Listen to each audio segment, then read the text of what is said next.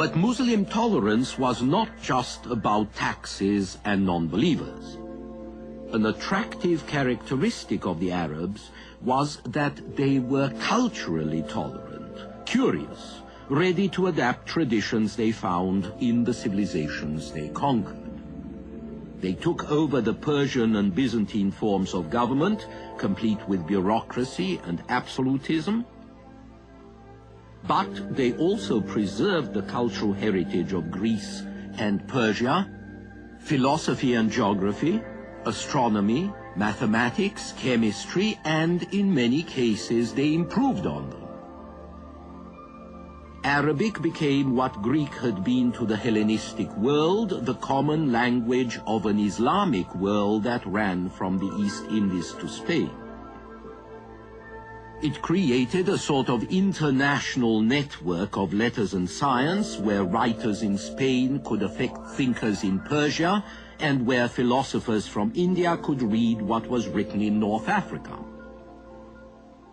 The Arabs transmitted the works of Aristotle, who is depicted here in a 13th century manuscript, and the works of Plato, when both were forgotten in the West. The Arabs picked up Greek medical science as perfected in Persia and passed it on. This, for instance, is a doctor preparing a batch of cough syrup. And Arab medicine was sufficiently in advance of European medicine that when the first European medical school was founded at Salerno in Italy in the 10th century, it was staffed by Muslims. Their architecture influenced Western designs, especially the minarets of their mosques, which are reflected in our bell towers.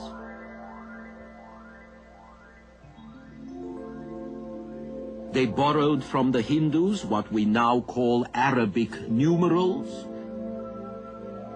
They introduced a Chinese invention, paper, and we can see by the words we've taken from them, algebra, alcohol, zenith, zero, how much they affected our sciences as well. Militarily, Islam was checked in the 8th century. In 718, the Arabs were stopped in the east after a year-long siege of Constantinople, and in 733 they were driven out of Gaul by the Franks. But the influence of their civilization was going to affect backward Europe for centuries to come.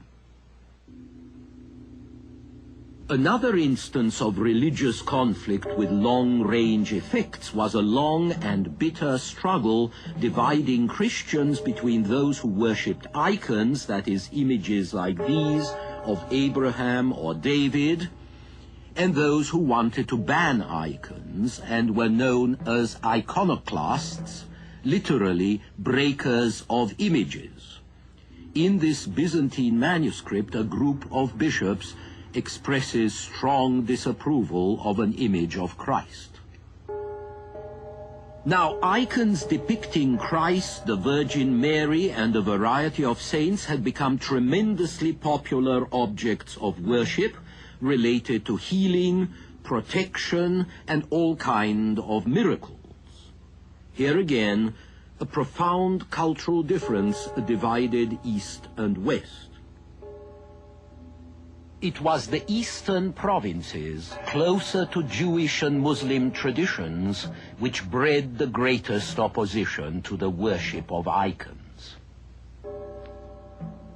The West, meanwhile, regarded Eastern iconoclasm as sacrilege and heresy.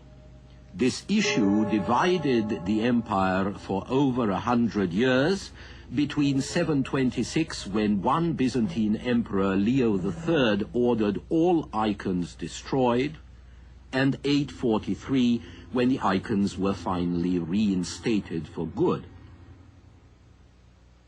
It also quite literally helped to divide Christendom between Rome and Constantinople, because the Patriarch of Constantinople stood for iconoclasm, while the Pope of Rome stood against it.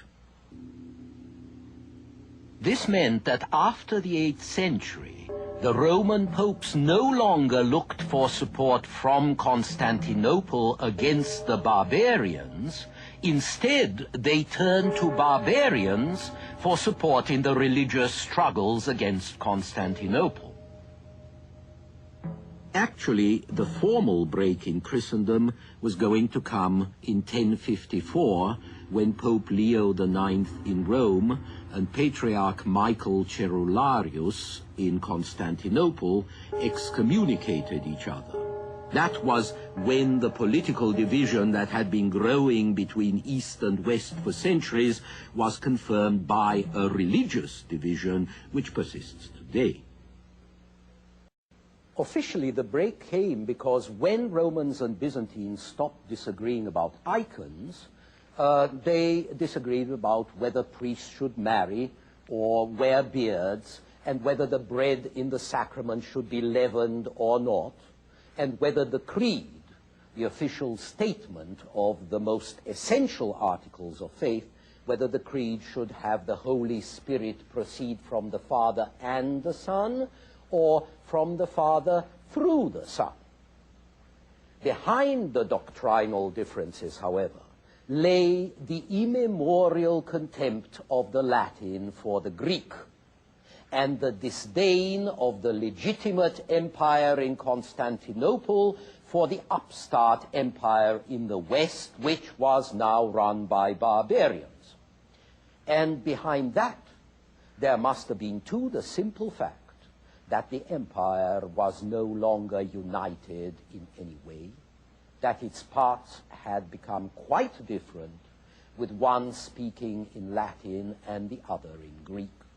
So the Mediterranean world, which had once been knit together by a bilingual culture, was now split into two halves which could no longer understand each other.